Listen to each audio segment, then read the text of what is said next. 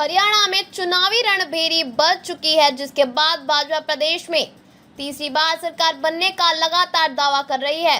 तो शाम पहुंचे भाजपा हरियाणा चुनाव समिति के सह प्रभारी विप्लव देव ने कार्यकर्ता को कहा कि वे पूरी मेहनत और लगन से चुनाव में जुट जाएं। जीत भाजपा की ही होगी। वे तो शाम विधानसभा क्षेत्र के अंतर्गत आने वाले चारों मंडलों की कार्यकारिणी की बैठक में उपस्थित भाजपा नेताओं को पार्टी की नीतियों जनता तक पहुंचाने का आह्वान कर रहे थे। इस दौरान वे कांग्रेस पर जमकर बरसे और दूसरी पार्टियों के गठबंधन को अवसरवादी बताया। वहीं पूर्व मंत्री किरण चौधरी ने कहा कि हम पूरी तरह से चुनाव के लिए तैयार हैं और चुनाव में कांग्रेस जैसी भ्रष्ट पार्टी और उसके भ्रष्टाचारी नेताओं का हिसाब जनता कर देगी।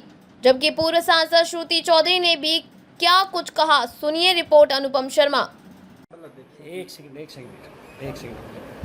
सर, आज चुनाव आयोग ने विधानसभा चुनाव की हरियाणा की तारीखों की घोषणा की है। क्या तैयारी है आपकी बीजेपी की, और आपने मीटिंग भी ली है कार्यकर्ताओं को, क्या दिशा निर्देश दिए? देखिए, ये इलेक्शन हरियाणा के स्वाभिमान को और हरियाणा को बचाने का इलेक्शन। कांग्रेस और आम आदमी पार्टी और इंडी गठबंधन के जो भी पार्टी, विशेष करके कांग्रेस, ये लोग हरियाणा के किसानों को, हरियाणा को नौजवानों को, हरियाणा को बेटियों को ताकतवर बनाने के लिए इलेक्शन नहीं जीतना चाहते हैं। ये लोग हरियाणा को ड्रग्स के शिकार बनाना चाहता है, जैसे पंजाब को बनाया, ऐसा हरियाणा को लूटना चाहता है। ड्रग्स का पॉल्यूशन नहीं, ड्रग्स हर घर में पहुंचाने के लिए वो हरियाणा जीतना चाहता है। दूसरी बात, जो हरियाणा को बेचना चाहता है, पहले भी 10 साल की कांग्रेस की राज लोगों ने देखा, लास्ट 10 ईयर्स की ज़मीन कितने बड़े बड़े घोटाला हुआ, करोड़ों रुपए, लाखों करोड़ रुपए का ज़मीन किस किस को दिया गया। अभी जो ईडी ने ज़मीन अटैचमेंट किया है, वो ज़मीन किसने दिलाया था, कौन मुख्यमंत्री थे, तो ये सब हरियाणा के जनता जानते हैं। और मैं मानता हूँ ये इलेक्शन सिर्फ भारतीय जनता पार्टी के कार्यकर्ता और जो कैंडिडेट होगा उनका इलेक्शन नहीं है। हरियाणा का हर माँ का इलेक्शन है, हर बेटी का इलेक्शन है, हर नौजवान का, हर जवान का, हर किसान का, हर बुजुर्ग का इलेक्शन है। क्योंकि सिर्फ हरियाणा एकमात्र भारतीय जनता पार्टी को सरकार ही दे सकती है। और बाकी जो सरकार, ये सरकार जिनके नेतृत्व में आप कांग्रेस सरकार बनाने की बात कांग्रेस तो नहीं किया, वो खुद ही कहता है, इनके नेतृत्व देख चुके हरियाणा के लोगों ने, तभी इनको बदल के भारतीय जनता पार्टी, जो कि जिसका हर विधानसभा में रचना भी नहीं थे 2014 में, इनको पर इतना नाराज थे हरियाणा के जनता, जिस कारण से कुछ भी नहीं होने के बावजूद भी भारतीय जनता पार्टी को सिंगल मेजॉरिटी दिया था। इस बात को हरियाणा के लोग जानते हैं कि वो टेस्टेड है। वही चीज़, नया बोतल माल तो पुराना ही है, वही लेके दोबारा आना चाहते हैं। भारतीय जनता पार्टी अभी नायब सिंह सनी जैसा ओबीसी समाज से पिछड़ा जातियों से आने वाला एक आदमी को मुख्यमंत्री के नाते आपके सामने रखा है, और इनके नेतृत्व में हम इलेक्शन लड़ेंगे। तो एक ओबीसी समाज के गरीब व्यक्ति मुख्यमंत्री के नाते काम करने की जो मौका भारतीय जनता पार्टी ने दिया, मैं मानता हूँ, मैं विश्वास करता हूँ हरियाणा की जनता जागरूक है और हरियाणा की जनता सोच समझ के निर्णय लेता है। 2014 में प्रमाणित किया है।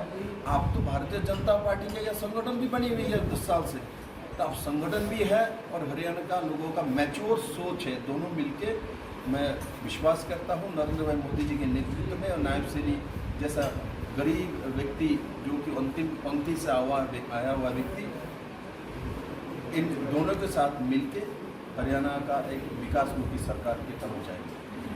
हरियाणा में बसपा और इन लोगों का भी समझौता हुआ है, क्या स्थिति मान रहे हैं? कुछ मुकाबले में आ पाएंगी या कुछ प्रभाव पड़ेगा क्या इस समझौते का? मैं ये कह नहीं सकता हूँ, किंतु राजनीति में किसी को भी छोटे आकार में देखना नहीं चाहिए।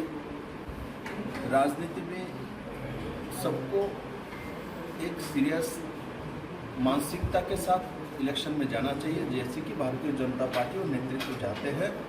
और हम अपने संगठन और नेतृत्व को और हरियाणा की जनता का जो 10 साल हमने सेवा किया है,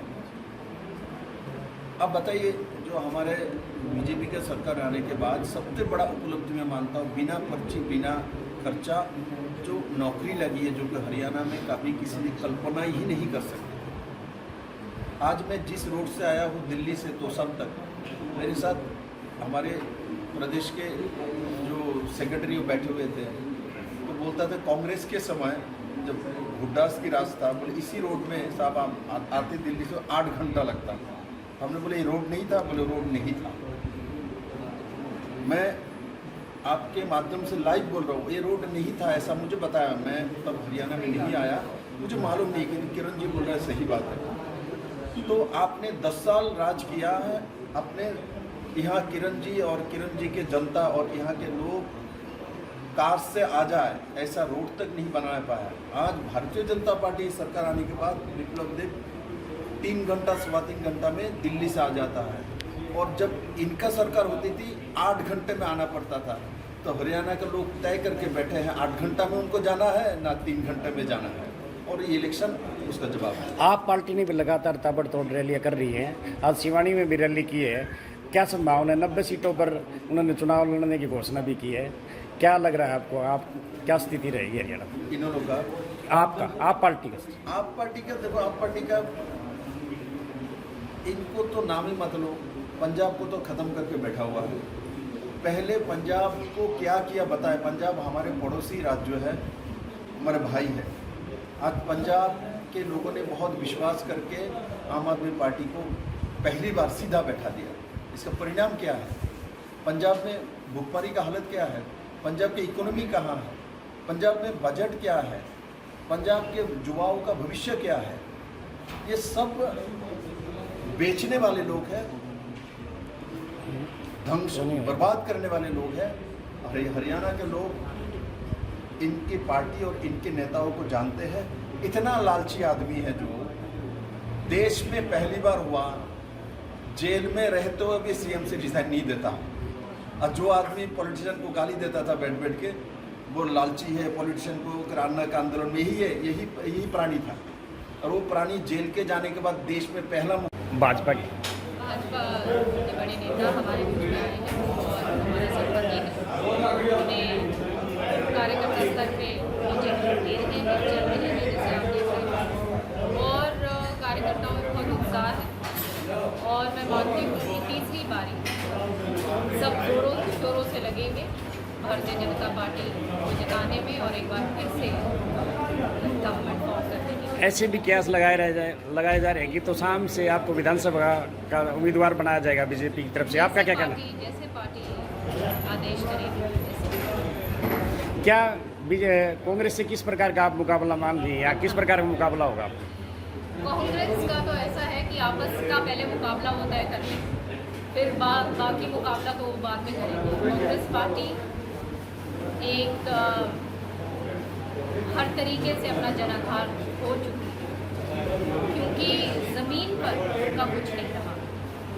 और जैसे आज भी आप देख रहे थे कि एक ट्वीट हुड्डा जी का आया है कि ये उन्होंने कहा है कि बाकी कोई नेता कांग्रेस पार्टी में उनको छोटा दिखाने की कोशिश कर रहे हैं। मैं मानती हूँ कि जब इस प्रकार से स्वयं हुड्डा जी का ट्वीट आ रहा है तो आप समझ सकते हैं कि क्या हाल।